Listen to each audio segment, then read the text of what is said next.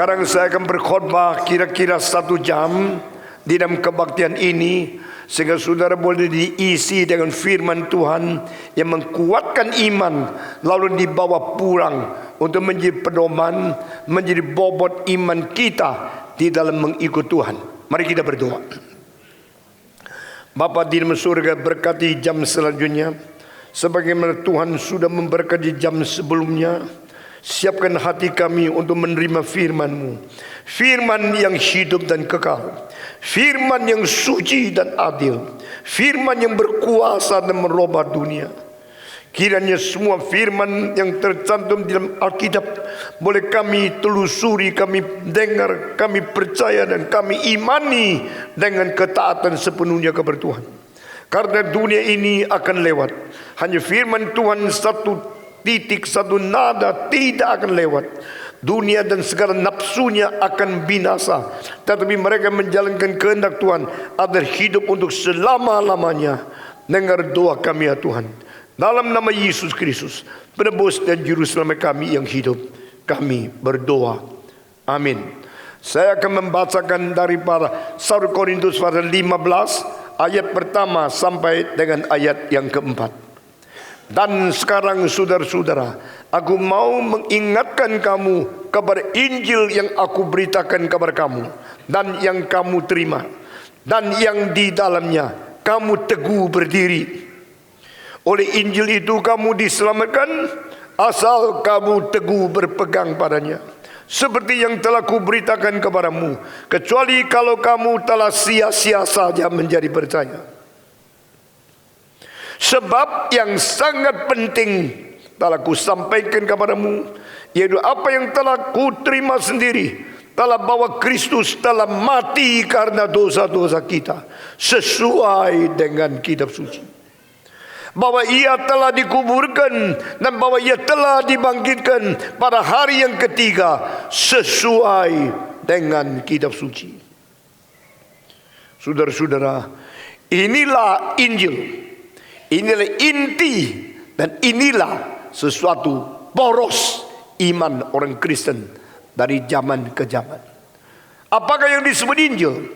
Evangelios berarti kabar yang baik.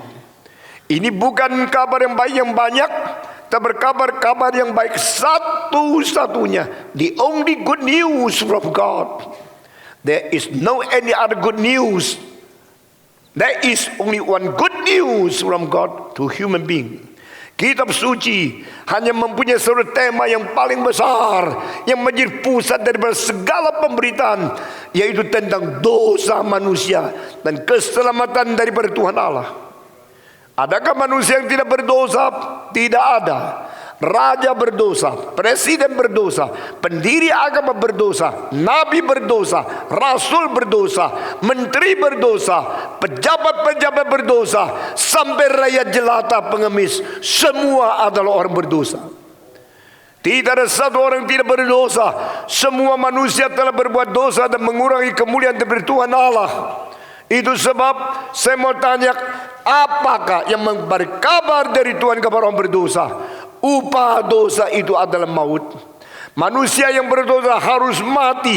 Setelah mati harus ada penghakiman, dan penghakiman Tuhan membawa kita menuju ke neraka.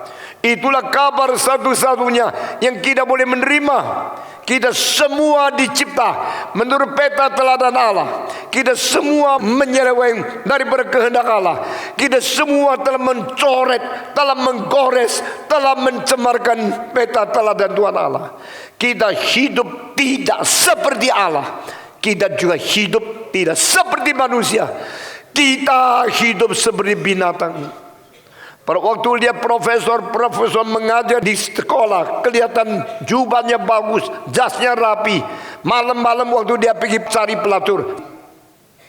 Pada waktu engkau dia pejabat-pejabat pakai baju yang begitu megah di dalam instansi pemerintah. Pada waktu korupsi, dia seperti setan. Saudara-saudara, kita mempunyai dua muka. Muka pertama dilihat oleh manusia, kelihatan bagus, kelihatan mulia, kelihatan baik, kelihatan adil. Dan di belakang kita telah dipengaruhi oleh iblis. Siapa ahli hukum? Ahli hukum adalah orang yang belajar hukum, mengerti hukum, cari celah dalam hukum, lalu berdosa melanggar hukum supaya hidupnya tidak usah dihukum. Itulah profesor hukum, itu ahli hukum. Saya sering berkhotbah di universitas, saya memarahin mereka yang pikirannya mengerti tapi hatinya melawan. Kita mengerti segala sesuatu yang baik, tapi hati kita tidak mau kebaikan. Kita hanya suka menyatakan diri kepada orang lain, kita cukup baik. Kita berpameran supaya orang melihat kita orang yang baik, orang yang berkebudayaan. Tetapi hidup kita bukan berkebudayaan. Kita mempunyai kepuasan di dalam hidup kita. Saudara-saudara, mengapa? Sebab semua anak yang dilahirkan begitu mungil, begitu suci, begitu inosen. Pada waktu besar mereka narkoba, melacur, berbuat dosa, berzina seperti binatang-binatang. Karena manusia telah melupakan Tuhan. Tadi satu ayat yang dikutip orang fasik adalah orang-orang yang melupakan Tuhan mereka. Orang-orang kafir yang melupakan Tuhan mereka. Mereka tidak mempunyai lagi pengertian, who is my God, why I should worship Him, what I should glorify Him. Kita mempunyai hidup yang tidak lagi memuliakan Tuhan. Kita melupakan Tuhan. Kita menjauhkan diri dari Tuhan. Dan kita minum dosa seperti minum air. Kita berbuat dosa seperti melakukan segala kegiatan yang tidak perlu bertanggung jawab. Saudara-saudara sekalian, kapankah kita akan kembali kepada Tuhan? Bertobatlah kamu, karena kerajaan sudah dekat. Bertobatlah kamu, mengapa harus binasa? Inilah tema dari berkapin. Kita tidak lagi menyebut KKR. Meskipun KKR itu istilah yang indah sekali. Kebaktian, kebangunan rohani. Kebaktian, kebangunan rohani. Kebaktian, kebangunan rohani. Tetapi beribu-ribu kali kebaktian, kebangunan rohani sudah dilakukan. Berapa gereja yang sudah dibangun rohaninya? Beribu-ribu kali kebaktian, kebangunan rohani sudah dijalankan. Berapa banyak orang Kristen yang sudah dibangun rohaninya? Saudara-saudara, saya mendengar 2 hari yang lalu seorang pendeta mengatakan kepada anggota-anggotanya, percaya Tuhan adalah untuk kemakmuran, untuk kesuksesan, untuk jadi. Jamin kemakmuran kalau ikut gereja saya, engkau pasti kaya. Dia tidak mengatakan kalau engkau berdosa engkau masuk neraka. Dia mengatakan kalau percaya Yesus engkau pasti kaya. Nah, kekayaan dari mana? Dari ketidakjujuran, dari penipuan, dari muslihat, dari para dagang yang serong, cara yang tidak beres untuk mendapatkan kekayaan. Itu kekayaan dari Tuhan kah? Tidak. Itu kekayaan yang menjadi jerat, membawa engkau menuju kepada hadirat Allah, di mana engkau akan mendapatkan penghakiman yang lebih berat. Saudara-saudara, cilakalah pendeta-pendeta yang tidak mau belajar firman Tuhan yang baik dan mengajar Alkitab dengan penyelewengan. Cilakalah orang Kristen yang katanya sudah dibaptiskan, sudah berjubah Kristen, tapi imannya lebih kurang daripada agama-agama yang lain. Jika kekristenan dihina oleh agama-agama lain adalah sebab karena banyak orang Kristen salah tafsir Alkitab, lalu hidup lebih jelek, lebih immoral daripada agama yang lain, sehingga mereka menghina kekristenan. Saudara-saudara, Tuhan tidak bisa disuap, Tuhan tidak bisa ditipu. Engkau boleh ditabiskan menjadi pendeta oleh pakai jubah pendeta, engkau kelihatan seorang rohaniwan, tapi Tuhan berkata, siapakah engkau kira saya adanya? Saya adalah Allah yang mempunyai api bersifat menyala-nyala, mata seperti api yang bernyala-nyala, melihat sampai ke dalam sanubari engkau masing-masing. Saudara-saudara, setan membiarkan orang-orang pimpinan-pimpinan yang ekstrim, gereja yang kelihatan cepat tumbuh besar. Oh, ini Roh Kudus, ini pekerjaan Tuhan untuk sementara berapa puluh tahun. Sesuai itu, pendeta-pendeta yang tidak bertobat akhirnya baru muncul tamaknya, rakusnya, dosanya. Akhirnya mereka dijatuhkan dari kedudukan. Seluruh dunia menghina. Sementara permulaan engkau mendapatkan puluhan ribu orang menjadi orang Kristen, engkau kira itu berkat Tuhan, itu Roh Kudus. Engkau menghina gereja-gereja yang tidak maju, hanya gerejamu yang betul-betul diberkati oleh Tuhan. Saya berkata itu bukan berkat Tuhan, itu investasi setan. Investasi setan tidak mungkin mengharapkan tidak ada sesuatu keuntungan yang diterima. Orang investasi mau untung, setan investasi pun juga mau untung. Dia memberikan pendeta-pendeta yang tidak mengerti firman Tuhan menjadi salah satu orang yang sudah sama sekali kacau pikirannya. Waktu lihat dia gereja makin besar, makin bertumbuh, dia kira ini pekerjaan Tuhan. Tapi dari dasarnya, dari para substansinya dia tidak bertobat, dia tidak sungguh-sungguh hidup dalam kesucian. Akibatnya kolaps tiba. Setelah kolaps tiba, gereja dihancurkan oleh iblis. Orang Kristen dipermalukan oleh dunia. Seluruh dunia ratusan juta orang menghina Kristen karena pendeta yang katanya sukses. Kesuksesan, kemakmuran, kelancaran palsu, itu ada tipu daripada iblis. Saudara-saudara, dosa telah melanda seluruh dunia, melanda setiap lapisan daripada masyarakat. Dan Alkitab berkata, kita harus bertobat. Di dalam kebaktian ini kita menyebut adalah kebaktian pembaruan iman nasional. The renewal, the national renewal meetings. Kenapa renewal? Kita diperbarui. Alkitab di Roma pasal 12 dikatakan renewal through the transformation, through the reformation, melalui reform, melalui perubahan, biar kita mendapatkan pembaruan, dan kita harus terus-menerus membuang segala cacat-cacat yang menodai kemurnian iman Kristen. Dan iman Kristen yang paling dasar adalah melalui Injil kita bertobat. Saudara-saudara, Paulus berkata, oleh Injil itu kamu diselamatkan, dan oleh kamu pegang teguh, dan engkau juga harus memberitakan, saudara-saudara, karena engkau disebabkan, engkau diselamatkan, engkau dikuatkan, engkau berdiri teguh karena Injil. Lalu ditanya, Injil itu apa? Injil al-haq adalah hal yang paling utama. Injil adalah hal yang paling utama, karena di dalam Injil kita mengetahui Kristus mati, kubur, bangkit. Semua ikut saya, 1, 2, 3. Yesus mati, Yesus bangkit. Di dalam ketiga hal ini tercantum makna daripada Injil. Kristus yang mati, Kristus yang dikuburkan, dan Kristus yang bangkit. Ini membentuk satu unsur di mana kita memberitakan kabar yang baik. Injil untuk seluruh umat manusia, yaitu Allah menyelamatkan orang berdosa. Allah menyelamatkan orang berdosa melalui apa? Melalui satu pengantara, melalui satu juru selamat, melalui seorang penebus yang namanya Yesus Kristus. Mengapa Yesus bisa menebus? Karena Yesus memberikan kepada kita kemenangan di atas dosa, kemenangan atas kuasa maut, kemenangan atas kuasa gelap, kemenangan atas kuasa kematian. Saudara-saudara, inilah hal yang tidak ada pada pendiri-pendiri agama yang lain. Saudara-saudara, tidak pernah ada satu orang mati mengganti orang lain. Semua, 1, 2, 3. Tidak pernah ada satu orang mati mengganti orang lain. Kecuali siapa? Kecuali siapa? Satu-satunya yang mati mengganti orang lain, Yesus Kristus. Itu sebab simpenlah Injil di dalam peristiwa ini. Injil Tuhan Allah, kabar yang baik diberikan kepada umat manusia, karena di dalam diri Yesus Kristus telah terjadi sesuatu peristiwa yang tidak mungkin terjadi pada yang lain-lain. Yesus mati mengganti orang lain.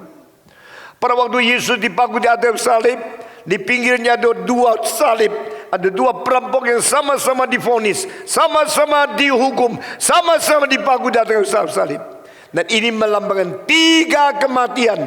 Kematian Yesus, kematian perampok, kematian perampok. Apa bedanya perampok itu? Mereka sama-sama merampok, mereka sama-sama berdosa, mereka sama-sama ditangkap, mereka sama-sama diadili, mereka sama-sama dipaku, mereka sama-sama digantung di atas kayu salib. Bedanya adalah satu sadar, dia bertobat. Yang satu tidak sadar, dia tidak bertobat. Injil Lukas mengatakan, they mock on him. Mereka sama-sama memarahin, mereka sama-sama mereka menyindir Yesus Kristus. Kalau dikatakan they mock on him, berarti dua-duanya mengatakan kalimat mentertawakan Yesus. Tapi akhirnya ada satu berubah. Waktu dia berubah, dia mengatakan, Jesus, remember me when you return with your kingdom. Ingatlah aku pada waktu engkau kembali dengan kerajaanmu. Waktu dia mengatakan kalimat itu, berarti dia sudah berubah. Tadi dia mentertawakan, tadi dia menghina, menyindir Yesus Kristus bersama dengan perampok yang lain. Tapi sekarang dia sadar, dia rasa tidak benar. Orang yang sama-sama disalibkan dengan saya sekarang tergantung bersama-sama. Kenapa kami begitu susah, begitu berontak, kami begitu mengomel, tapi dia diam dan dia menanggung dosa dengan begitu tenang dan begitu stabil jiwanya. Mulai Roh Kudus bekerja di hatinya, mengakibatkan dia sadar yang dipaku di tengah-tengah ini bukan orang biasa. Dia adalah manusia yang luar biasa agungnya. Dia dimaki, tidak balas. Dia dipecut, menderita. Dia digantung di atas salib, tidak maki orang. Dia mengatakan kalimat yang bikin dia terharu sekali. Father, forgive them, because what they are doing, they do not know. Allah Bapa, ampunilah mereka, Karena apa yang mereka perbuat mereka tidak mengetahui. Mungkinkah seorang dalam kesulitan masih mengingat orang lain? Mungkin seorang sudah mau mati masih berdoa bagi orang lain. Mungkin seorang dicambuk, dipaku, dihina seperti ini, minta Tuhan mengampuni orang lain. Tidak ada orang yang lebih agung dari Yesus Kristus. Pada waktu kalimat Allah Bapa ampuni mereka, karena apa yang perbuat mereka tidak mengetahui, keluar dari mulut Yesus Kristus, perampok ini langsung sadar, ini orang tidak berdosa. Ini orang adalah juru selamat. Dialah Raja di dalam kerajaan Allah. Saya maafkan mengatakan satu kalimat yang sesuai dengan apa yang pikiran saya, yang tidak dipahami oleh banyak orang. Petrus, Yohanes, Yakobus, semua murid-murid Yesus sudah mengikut 3 tahun setengah. Tetapi di dalam 3 tahun setengah, apa yang dikhotbahkan Yesus dan kerajaan Allah, seorang pun di antara mereka tidak mengerti. Petrus tidak mengerti kerajaan Allah. Yohanes tidak mengerti kerajaan Allah. Dan semua murid-murid yang lain tidak mengerti kerajaan Allah. Satu-satunya mengerti kerajaan Allah pada waktu Yesus dipaku di atas salib adalah perampok yang tidak pernah menjadi murid Yesus. Karena dia mengatakan, you will return with your kingdom. I know you are the king of that kingdom. Now please remember me. Kapankah orang-orang seperti Petrus, Yohanes, mereka mengenal kerajaan Allah? Setelah mereka lihat Yesus naik ke surga, baru mereka mulai pikir, baru mereka sadar. Saat Yesus naik ke surga, Petrus masih tanya, engkau membangunkan kerajaan Israel hari ini kah? Berarti selama 3 tahun setengah tidak mengerti kerajaan Allah. Yang mengerti cuma kerajaan Israel. Kerajaan Israel. Banyak orang Kristen tidak peduli Tuhan itu adalah raja di gereja. Cuma tahu bagaimana memilih politik dan presiden-presiden Republik Indonesia. Kita tidak mengerti kerajaan Allah. Kita cuma mengerti Republik Indonesia. Sama seperti Petrus, Yakobus dan semua rasul-rasul yang tidak mengerti kerajaan Allah. Tapi Yesus terhibur. Orang pertama, the first man who understand the kingdom of God in the message of Jesus Christ within 3.5 years, he is the only man beside the cross of Jesus.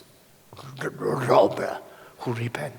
You and your kingdom will come. Now please remember me. Saudara-saudara sekalian, mengapa banyak orang Kristen pikirannya menjadi begitu bodoh? Karena kita terikat oleh pikiran kita yang sombong. Saya orang Kristen, saya lebih mengerti daripada engkau. Tapi perampok yang tidak pernah mengikut Yesus Kristus, hari ini digerakkan oleh Roh Kudus, langsung sadar, langsung mengetahui apa itu Injil Yesus Kristus. Saudara-saudara, Yesus dipaku di atas salib beserta 2 perampok. Ini melambangkan 3 macam kematian manusia. Macam pertama, macam Yesus Kristus. Macam kedua, perampok yang bertobat. Macam ketiga, perampok yang tidak bertobat. Perampok yang tidak bertobat mati di dalam dosa. Perampok yang bertobat mati di dalam percaya kepada Yesus Kristus, dan dia mati terhadap dosa. Sedangkan Yesus Kristus mati mengganti dosa. 3 deaths on the Calvary, died in sin, died to sin, and died for sin.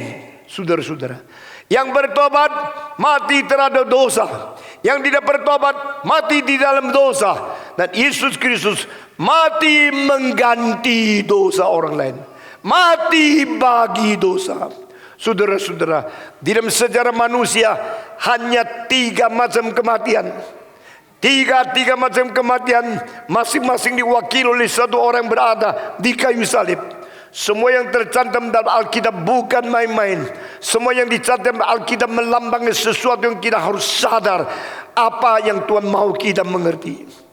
Di dalam diri kita masing-masing di sini juga termasuk manusia yang 2 macam. Ada yang mati di dalam dosa, ada yang mati terhadap dosa. Orang yang mati di dalam dosa adalah orang yang harus dihukum, dimasukkan neraka untuk selama-lamanya. Karena perbuatan dosa mengakibatkan penghakiman Tuhan atas dosa-dosa yang kita perbuat. Orang yang mati di dalam dosa adalah orang yang tidak bertobat. Orang yang mati dalam dosa adalah orang yang tidak mempunyai pengharapan lagi, karena dia sudah berada bersatu dengan dosa dan akan dihakimi oleh Tuhan. Tapi orang yang mengatakan tidak, saya tidak mau dihakimi, saya tidak mati dalam dosa, saya mau minta pelepasan dari Tuhan. Tuhan mengatakan, lihatlah anak domba Allah, dia mengangkut dosa seluruh dunia. Yesus yang mengangkut dosa dunia, Yesus yang sanggup menghapus dosa dunia, dia menjadi pengharapan bagi kita. Dan kita boleh datang kepada Tuhan berkata, melalui anakmu yang tunggal, melalui kematian anak domba Allah, saya minta pengampunan dari Tuhan. Dan Tuhan membersihkan dosa kita, kita dilepaskan dari dosa. Yesus menjadi kunci untuk membedakan seluruh umat manusia. Manusia akan dipisahkan menjadi dua kelompok. Sekelompok yang mati di dalam dosa dan selama-lamanya tidak berjumpa dengan Tuhan lagi. Yang sebagiannya akan diselamatkan dari dosa. Mereka akan rekonsiliasi, berdamai kembali dengan Tuhan. Inilah Injil. Itu sebab di sini dikatakan Paulus, sebab yang sangat penting, atau terjemah lain mengatakan yang paling penting yang telah ku sampaikan kepadamu. Yang paling penting yang telah ku sampaikan kepadamu. Berarti apa? Paulus berkata, aku berkhotbah begitu banyak kepadamu, tetapi tahu tidak, di dalam khotbah saya ada unsur yang paling penting.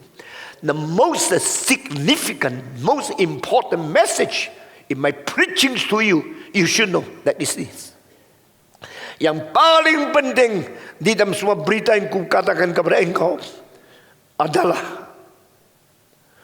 kau sendiri sudah terima dan telah engkau mengetahui bahwa Kristus telah mati karena dosa-dosa kita, sesuai dengan kitab suci. Bahwa dia telah dibangkitkan, dikuburkan sesuai dengan kitab suci pada hari yang ketiga. Jadi apakah yang menjadi berita yang paling penting di dalam semua khotbah Paulus? Apa yang menjadi paling penting di dalam seluruh kitab suci? Adalah tentang Kristus. Dan tentang Kristus tiga hal.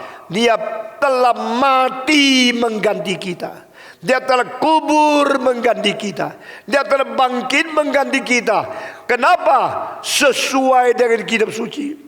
Berarti kematian Kristus bukan sesuatu kegagalan sementara di dalam sejarah. Kematian Kristus bukan sesuatu kegagalan. Yesus tidak berdaya melawan musuhnya sehingga dia ditangkap. Kematian Kristus adalah sesuai kitab suci. Apa maksudnya? Di dalam kitab suci, dari pasal ke pasal, dari buku ke buku, di dalam seluruh perjanjian lama sudah direncanakan kematian ini. Saudara-saudara, tidak ada satu kematian manapun yang direncanakan Tuhan Allah. Kematian saya, kematian Anda adalah kematian sebagai akibat upah dosa. Upah dosa adalah kenapa saya mati? Karena saya berdosa. Kenapa engkau mati? Karena engkau berdosa. Kenapa kita mati? Karena kita menerima upah dosa. The wages of sin is death. The only death in the universe is the death of Christ, which have been planned by God from eternity. Satu-satu kematian yang direncanakan Tuhan Allah dari kekal sampai kekal, sebelum dunia diciptakan sampai hari kiamat. Satu-satunya kematian yang direncanakan itu adalah kematian Yesus Kristus. Satu-satunya kematian di dalam kehendak Allah itu adalah kematian Yesus Kristus. The only death in the will of God is the death of Jesus Christ. Engkau mengatakan, if it is your will, oh take my life. No death of others are in the plan of God.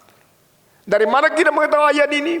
Dari Galatia pasal 1 ayat keempat.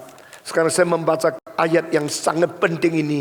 Di dalam Galatia pasal 1 keempat memunculkan kalimat seperti ini. Semua mendengar dengan baik-baik. Di sini dikatakan yang telah menyerahkan dirinya karena dosa-dosa kita untuk melepaskan kita dari dunia yang sekarang ini menurut kehendak Allah dan Bapa kita. yang menyerahkan diri, yang mati bagi kita menurut kehendak Allah Bapa. Artinya apa? Kematian Yesus Kristus adalah kematian di dalam kehendak. Kalau kehendak kita mati. Apakah kehendak Allah? Kita mati di dalam dosa kita. Kita mati di dalam upah dosa. Yesus mati di dalam rencana Allah, mati di dalam kehendak Allah. Itu sebab Paulus berkata, saya sekarang beritahu kepada engkau bahwa ia telah disalibkan di atas kayu salib karena dosa-dosa kita, sesuai dengan kitab suci. Berarti kematian Kristus bukan kebetulan. Kematian Kristus bukan karena kegagalan. Kematian Kristus sudah direncanakan oleh Allah. Bahkan sebelum dunia diciptakan. Saudara-saudara, pada waktu Yohanes Pembaptis berkata, "Behold the Lamb of God." Lihatlah domba Allah yang menghapus dosa seluruh manusia. Berkata, Yesus Kristus mati sebelum dunia diciptakan. Sudah direncanakan oleh Tuhan Allah. Itu sebab Tuhan Allah berkata di dalam kitab suci bahwa dia mati menurut kehendaknya. Dia mati sesuai apa yang dicatat di dalam kitab suci. Saudara-saudara, dan kedua, dia dikuburkan sesuai dengan kitab suci. Dan ketiga, dia dibangkitkan sesuai dengan kitab suci. Apakah benar di dalam perjanjian lama ada tulis Yesus Kristus dibaku di atas salib? Apakah benar perjanjian lama ada tulis Yesus dikuburkan? Apakah benar di perjanjian lama ada tulis Yesus dibangkitkan? Ini semua kelihatan tidak jelas. Karena ayat yang tepat persis daripada kalimat-kalimat itu seperti tidak muncul. Tapi saudara-saudara, kita mengetahui dengan sesungguhnya saat Yesus dipaku di atas salib, dia mengatakan, my God, why hast thou forsaken me? Pada waktu Yesus menteriak, Allahku, Allahku, mengapa engkau meninggalkan aku? Kalimat ini sebelum Yesus dipaku di atas kayu salib 1000 tahun sudah ditulis di dalam Mazmur pasal ke-22. Dari mulut daripada Daud, dia telah mengutarakan, dia telah menubuatkan sengsara yang diderita Kristus adalah sengsara adalah karena dibuang oleh Tuhan Allah. Sehingga Yesus Kristus mati di atas salib. Apa yang terjadi di Golgota semua sesuai dengan apa yang tercantum di dalam kitab suci di dalam perjanjian lama. Maka Paulus berkata, di sini katakan sebab yang sangat penting telah kusampaikan kepadamu, yaitu apa yang telah kuterima sendiri, bahwa ia Kristus telah mati karena dosa-dosa kita sesuai dengan kitab suci. Yesus dijual 30 keping perak, sudah ditulis 1000 tahun sebelum Yesus mati di atas salib. Yesus dikuburkan di dalam kuburan orang kaya, sudah dinubuatkan 1000 tahun sebelum dia mati. Saudara-saudara, Daud menjadi orang kunci. Bagi saya, Daud adalah teolog yang terbesar di dalam sejarah. David was the greatest theologian of all time, especially in Christology. The one who tell us he died without any bones broken. Who died because of 30 pieces of silver. He died and shut up, my God, why hast thou forsaken me? And he was resurrected and seated upon the right hand of God. Semua mengenai kristologi yang paling penting dinubuatkan oleh Daud. Saudara-saudara, Daud adalah teolog yang terbesar mengenai kristologi. Dan dia mengatakan kalimat-kalimat yang semua yang terjadi perjanjian baru sudah tercantum di dalam perjanjian lama. Itu sebab Paulus berkata, dia mati, dia mengganti kita, dia diserahkan sesuai dengan kitab suci. Dan Yesus dikuburkan di tengah-tengah kuburan orang yang kaya. Karena apa? Yesus tidak ada uang untuk bikin kuburan. Yesus selama hidup di dunia tidak ada uang untuk pinjam satu hotel untuk lahir. Dia lahir di tempat palungan. Dia mati di kuburan orang lain. Lahir pinjam tempat, mati pinjam tempat. Dia prioritoriat yang sungguh-sungguh. Dia orang yang paling miskin. Alkitab mengatakan dia makan pun tidak ada waktu. Dia tidur pun tidak ada tempat. Yesus berkata bahwa serigala ada lubangnya, burung ada sarangnya, anak manusia tidak ada tempat meletakkan kepalanya. Saudara-saudara, Paulus berkata di dalam 2 Korintus pasal 8, karena dia rela dari kaya menjadi miskin, supaya kita yang miskin boleh menjadi kaya. Ini semua Alkitab. Dan Yesus Kristus pada waktu dikuburkan pinggir kuburan orang lain. Karena apa? Karena dia terus mengabari Injil. Tidak mempunyai famili yang cukup uang untuk menkuburkan dia di kuburan siapapun.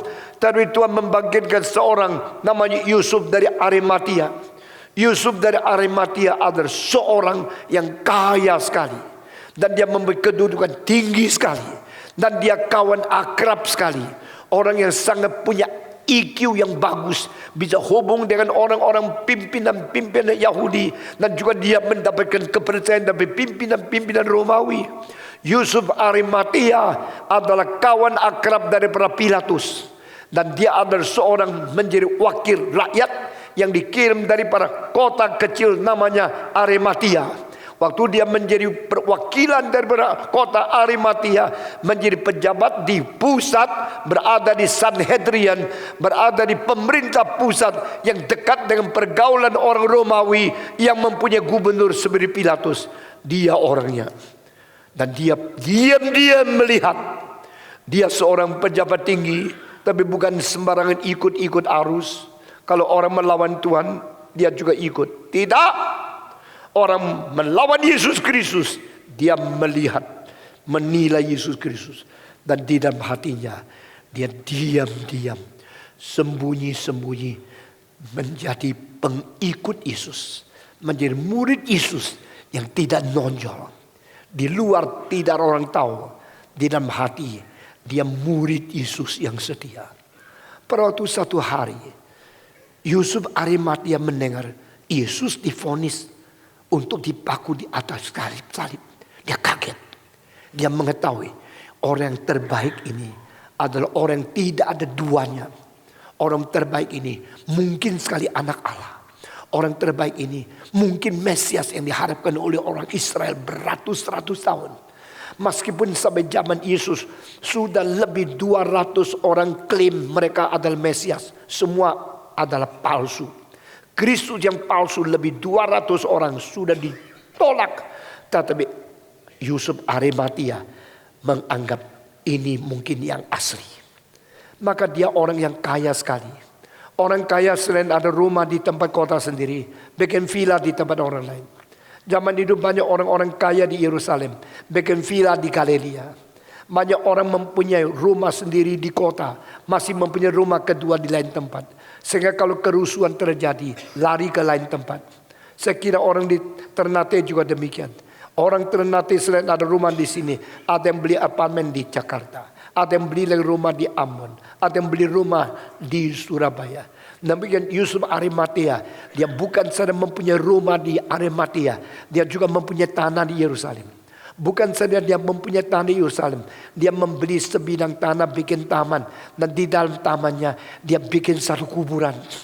Dan kuburan itu dipersiapkan oleh dia sendiri, karena dia orang kaya. Kalau satu hari dia mati, dia dikuburkan di Yerusalem, tidak mau dikuburkan di dalam kota kecil. Dan kuburan itu dibikin di taman. Taman itu dekat sekali sama pintu gerbang dari Yerusalem, menjadi tempat yang tanah yang mahal dia beli. Yusuf Arimatia menyediakan satu kuburan untuk diri sendiri. Dan dia tidak sadar Yesus mati mendadak. Yesus divonis, dipaku di atas salib. Maka pada waktu hari itu Yesus mati, 6 jam kemudian Yesus putus napas.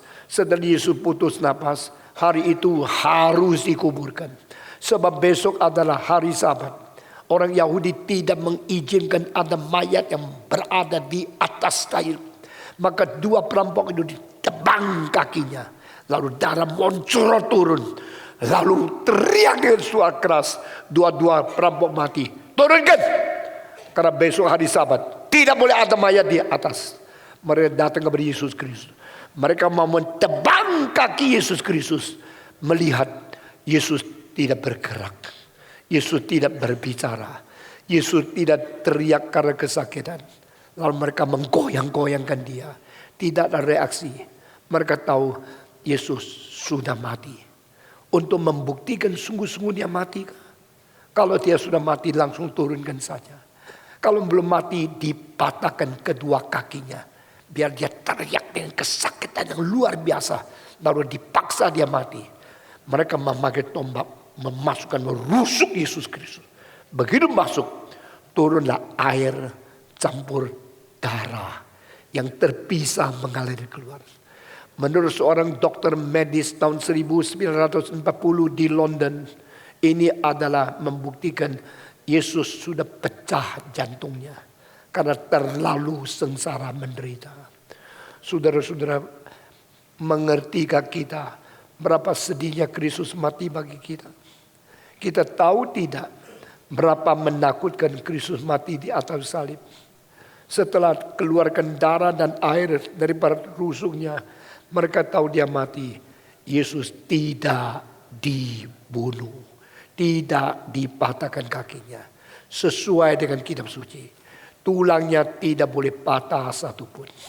Lalu waktu mereka turunkan dia, mau diapain? Kalau tidak terlalu cepat, pasti mayat Yesus akan dibuang untuk anjing makan.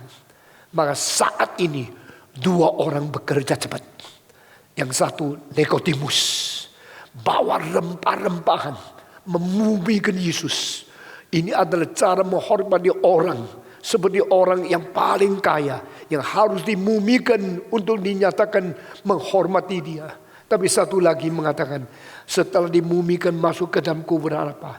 Yusuf Arimatia yang punya kuburan spare, kuburan kelebihan, kuburan yang sendiri belum tua, belum mati, belum perlu pakai.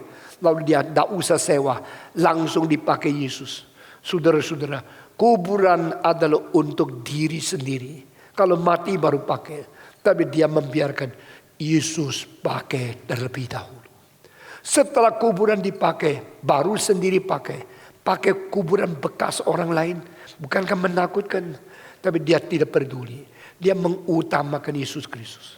Lalu Yusuf Arimatia datang kepada Pilatus dan berkata kepada dia, bolehkah saya minta berikan kepadaku mayat orang yang namanya Yesus Nazaret itu? Alkitab mengatakan Pilatus langsung mengiyakan. Ini membuktikan dia adalah orang Yahudi yang dihormati oleh Pilatus. Orang Yahudi dihina, orang Yahudi dilawan, orang Yahudi ditendas oleh orang Romawi. Tapi di antara Yahudi ada seorang yang begitu hormat, dihormati oleh Pilatus. May I have the corpse of Jesus? Yes, you may have it. Langsung dibawa, langsung dikuburkan. Jadi Tuhan pakai 2 pimpinan orang Yahudi yang penting.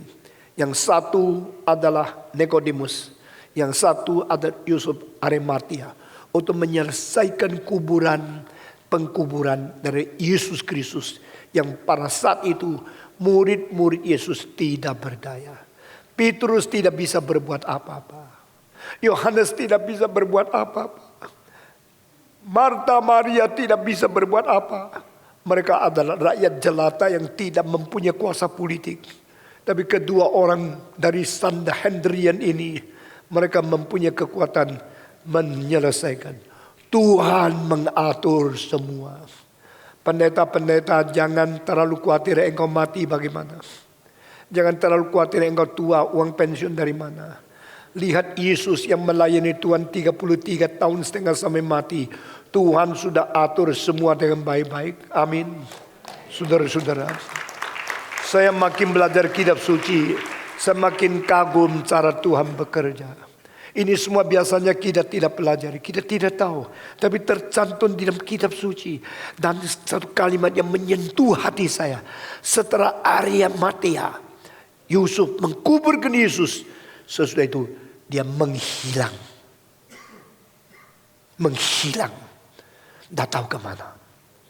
Dia seorang yang berbijaksana. Dia pengikut Yesus yang setia sampai mati. Begitu Yesus mati, dia selesaikan pengkuburan. Lalu dia pergi. Mungkin dia pulang ke kampung. Mungkin dia pergi ke lain kota. Mungkin dia tidak lagi mau jabatan tinggi. Mungkin dia tidak lagi menjadi orang Yahudi yang melawan Tuhan. Dia menghilang dari orang Yahudi. Dia tidak tahu kemana. Dia mulai hari itu menjadi orang yang mengikut Tuhan dengan setia, yang tersembunyi. Karena politik tidak menyetujui, tidak mengizinkan dia muncul di luar. Dan sejarah juga mengatakan Nikodemus pada waktu tua menjadi orang yang diusir keluar daripada rumah sembahyang orang Yahudi. Waktu dia rambut putih tua sekali. Dia ingat dia pernah cari Yesus pada waktu dia Yesus masih muda. Dan dia pada waktu tua menjadi orang yang tebang kayu di bukit-bukit Yerusalem. Dan anak-anak perempuannya sama dia sama-sama menjual kayu di pinggir jalan. Hidup dengan susah mengikuti Yesus Kristus. Saudara-saudara, cerita di dalam Alkitab begitu menyentuh. Tapi saya hari ini berkata kepada saudara, Yesus mati bukan kebetulan. Yesus mati sesuai kitab suci. Yesus dikuburkan bukan kebetulan. Yesus dikuburkan sesuai kitab suci. Yesus bangkit bukan kebetulan. Yesus bangkit sesuai kitab suci. Kalau engkau mengerti semua ini, engkau tidak heran engkau membaca Ayub mengatakan, because I believe my Redeemer lives. Ayub di dalam pasal 19:25, aku percaya penebusku hidup, at the last days he will stand on this earth. Pada waktu hari kiamat, Tuhan juru selamatku akan berdiri atas bumi ini. Pada saat itu, di luar tubuhku yang sudah rusak, aku akan sendiri dengan mata melihat dia. Saudara-saudara, ini di dalam terjemahan bahasa Mandarin, without my flesh. Di dalam terjemahan bahasa Inggris, in my flesh, I will see him from my own eyes. Saya sangat senang terjemahan bahasa Inggris. I will see him in my flesh. Berarti the new flesh. The new body will be given. That is resurrection. Puji Tuhan. Tuhan membangkitkan Kristus untuk menjamin kebangkitan akan diberikan kepada setiap orang yang percaya kepada Yesus Kristus. Amin.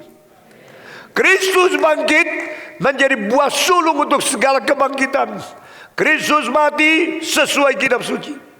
Kristus dikubur sesuai kitab suci. Kristus bangkit sesuai kitab suci. Dari manakah kitab suci membicarakan Yesus bangkit? Di dalam Yesaya pasal 25 ayat ke-8. The victory will swallow up the death. Kemenangan akan menelan kematian. Kenapa ada ayat itu? Saya dari umur belasan tahun membaca ayat itu tidak ngerti. Kematian ditelan. Apa itu ditelan? Berarti tidak ada lagi. Yang tadinya ada, sekarang tidak ada. Laler.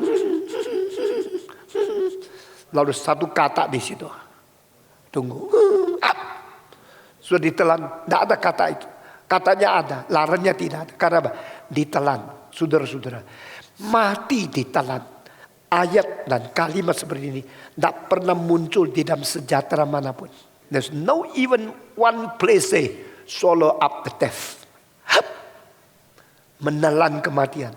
How can it be? Berarti menang total. Mati dihapus. The greatest enemy of human living is death. The common enemy of all humankind is death. Kita mempunyai musuh sama-sama. Semua akan dikalahkan oleh kematian. Tidak peduli berapa kaya, berapa pintar, berapa berkuasa, berapa tinggi jabatan. Semua harus mati. Mati menelan kita.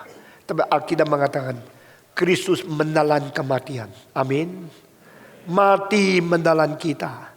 Dan Kristus menelan kematian. Psalm 1, 2, 3. Mati menelan kita. Kristus menelan kematian. Dia satu-satunya yang menelan kematian. Sehingga Yesaya 25 ayat 8. Kematian ditelan oleh kemenangan. Orang baca Yesaya sampai mati pun tidak ngerti.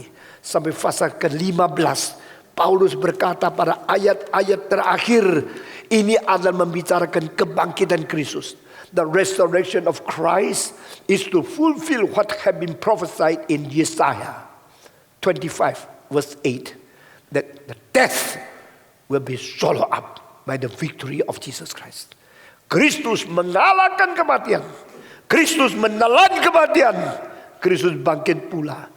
Itu sebab di dalam pasal 1 daripada Wahyu ayat ke-8, I ever died, but I still live.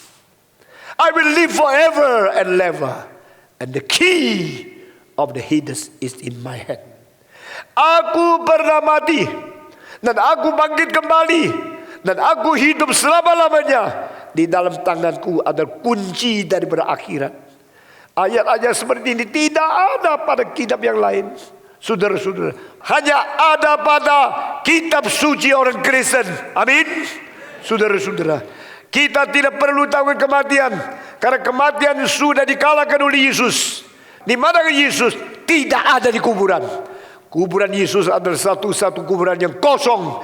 Karena kuburan Yesus kosong, maka orang yang mengikut Yesus hatinya tidak kosong. Semua 1, 2, 3. Karena kuburan Yesus kosong, maka hati kita yang mengikut Yesus tidak kosong. Kita bersyukur kepada Tuhan.